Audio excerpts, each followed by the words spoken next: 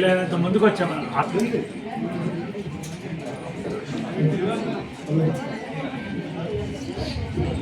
అందరూ కూడా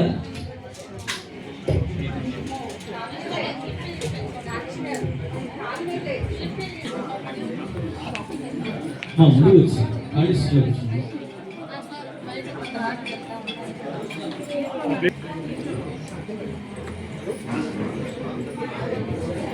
Shetty BLA 1 central నియోజకవర్గం కన్వీనర్. ఈరోజు మా పెద్దలు శ్రీ అడ్డూరు శ్రీరామ్ సారు ఇందాక వివరం అంతా చెప్పారు. ఏదైతే నిన్నటి వరకు జరిగినటువంటి కార్యక్రమాల అనంతరం ఇప్పుడు రేపు 31వ తారీఖు నుంచి ఫామ్ 6, ఫామ్ 7 మీద జరుగుతున్నటువంటి దానికి భారతీయ జనతా పార్టీ ఎంతో ప్రతిష్టాత్మక ఈ కార్యక్రమాన్ని తీసుకోవటం జరిగింది.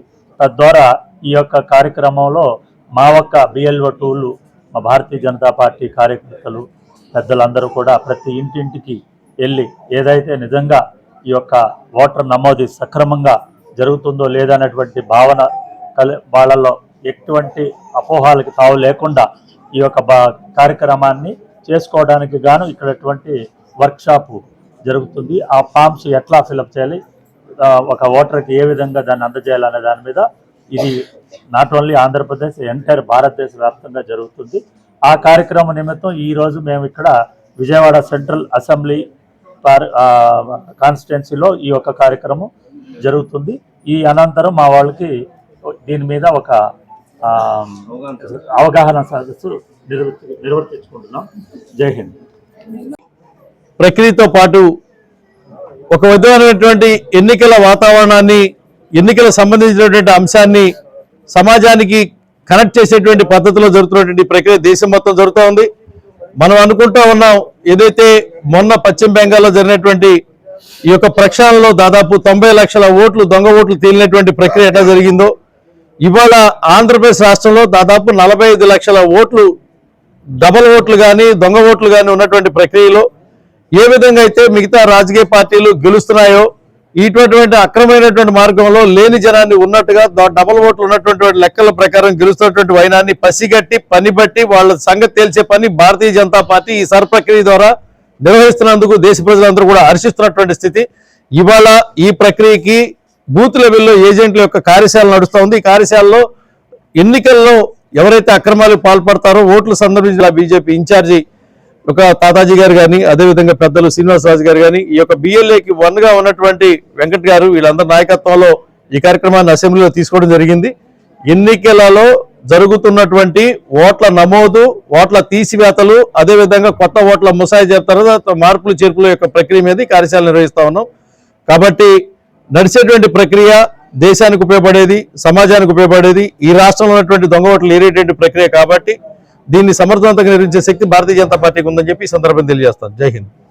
పార్టీ కోసం కాదు, నువ్వు నాయకుడిగా ఎదగడానికి, నువ్వు 10 మంది ఓటర్ల దగ్గరికి వెళ్ళి 10 ఇళ్ళు తిరిగి నీ బూత్లో ఉన్నటువంటి 250 గుమ్మాలు నువ్వు తిరిగిన సందర్భంలో నువ్వు నాయకుడిగా ఎదుగుతావు. నువ్వు ఎంత కండవా కప్పుకొని పక్కన జిల్లా ఆఫీస్కో లేకపోతే నియోజకవర్గ కార్యాలయానికో ఎంత నేను బీజేపీ నాయకుడిని ఎంత చించుకున్నా ఏముండదు. నీ సందులో నడుస్తూ ఉంటే నమస్తే అన్న, నమస్తే తమ్ముడు, నమస్తే భయ్యా అంటే అప్పుడు కదా మజా, అప్పుడు కదా అసలు యుద్ధం బిగినయ్యేది ప్రతిపక్షాలకి, పార్టీలకి, మనకి. అప్పుడు కదా మనలో ఉన్న జిల్లు కూడా రగిలేది. కాబట్టి ఆ దిశగా ఆలోచన ఎప్పుడు కూడా బ్రాడ్గా ఉండాలి. నాకేం ఇవ్వలేదు కాబట్టి నేను చెయ్యను, నాకేదో చిన్న పదవి ఇచ్చారు కాబట్టి నేను కిందనే కూర్చుంటా, పైకి ఎక్కనో కూర్చోబెట్టినా, ఒకవేళ కూర్చోబెట్టినా కింద దిగిపోతా కుర్చీని దోసేసి, అలాంటి ఆలోచన ఉండవు. పెద్ద మనసుతోని, పెద్ద హృదయంతోని ఈ యొక్క అవకాశం బిఎల్ఏ2 ఎవరో తక్కువ కాదు. అమిత్ షా గారే నా బూత్కి నేనే అధ్యక్షుడు అన్నాడు. మనమెంతా ఈరోజు హోంమంత్రి అయ్యాడు.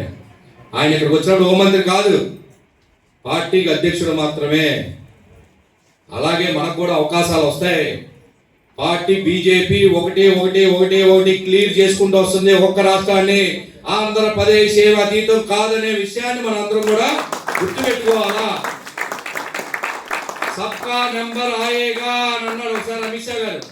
సబ్కా నెంబర్ ఆయేగా, ఆంధ్రప్రదేశ్ నెంబర్ కూడా వస్తాది. 28 జిల్లాల్లో తప్పకుండా ఆంధ్రప్రదేశ్ లో కూడా కూటమి ధర్మాన్ని పాటిస్తూ మన పార్టీని మనం ఏ విధంగా ఏ పార్టీ 3 పార్టీల్లో కూటమిలో 3 పార్టీల్లోని ఏ పార్టీ చేయని విధంగా ఏ విధంగా రాష్ట్ర అధ్యక్షుడు మాధవ్ గారు నూతన ఉత్తేజంతో కొత్త రక్తాన్ని పార్టీలోకి ఎక్కిస్తూ పాత రక్తానికి ఉత్తేజాన్ని తీసుకొస్తూ మరి ఏ విధంగా పనిచేస్తా ఉన్నారు మీరు చూస్తూ ఉన్నారు. కాబట్టి ఎక్కడ కూడా తగ్గేదేలే. తప్పకుండా మన కోరికలన్నీ తీర్చుకుందాం. దశాబ్దాలుగా పనిచేస్తున్నటువంటి అనేక మంది, చిట్టుబాబు గారు కావచ్చు, రామకృష్ణ గారు కావచ్చు, అనేక మంది ఇక్కడ అనేక మంది ఉన్నారు, చాలా మంది పెద్దలు, అందరి కోరికలు కూడా నెరవేర్చుకుందామని ఈ సందర్భంగా తెలియజేసుకుంటూ ఈ ఎస్ఐఆర్ కార్యక్రమం 2వ విడతని కూడా మన అందరం కూడా విజయవంతం చేద్దాం. మన బూత్లో మనం పని చేద్దాం. పక్క బూత్కి వెళ్ళాల్సిన పని లేదు.